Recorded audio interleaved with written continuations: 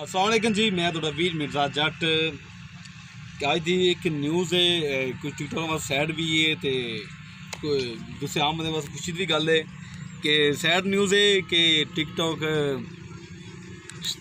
बंद हुई है, लेकिन मुकम्मल तौर पर बंद नहीं हुई। कुछ फनी और तकनीकी खराबी की वजह तो कुछ ऐप कुछ एक दो दिन वास्ते बंद किया जा सकता है, चंद घंटे वास्ते बंद किया जा सकता है। लेकिन कुछ दोस्त पूछ रहे हैं कि यार टिकटॉक बंद क्यों हो गई है, क्योंकि पाकिस्तान इंदे यूट्यूब टिकटॉक और दूसरे ऐप इन्हों के कोई दफ्तर नहीं है। इस तरह वास्ते टिकटॉक कुछ देर वास्ते जो पूरे पाकिस्तान की बंद की जाती, बैन की जाती है। इन्हें वास्ते खुशी की न्यूज़ है।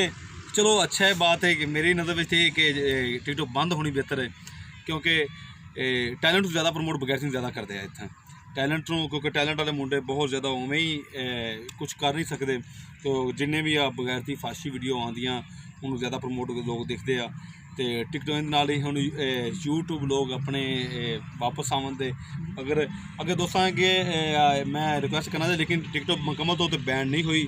तो कुछ देर बाद या कुछ एक दिन दो दिन वास्ते मेरा कॉन्टैक्ट होया, कोई दोस्तों का फोन आया से मैनू, तो उन्हें क्या कि जहरी चैनल कॉमेडी काम करते हैं। तो उन्हें क्या कि चला कोई तकनीकी खराबी की वजह तो ये ऐप बंद किया गया।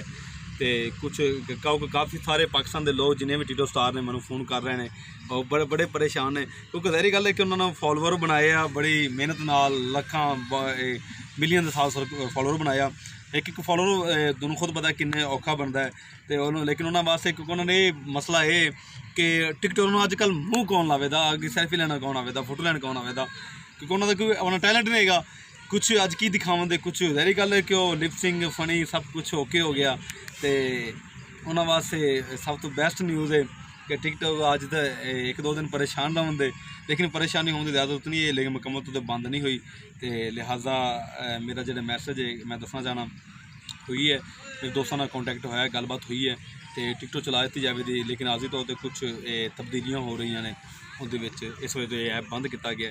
तो उदों बकायदा इन ऐप में दोबारा बहाल किया जाए, क्योंकि चाइना और पाकिस्तान की दोस्ती एक बहुत गहरी दोस्ती है। ये ऐप में मुकम्मल तौर बंद नहीं किया जा सकता।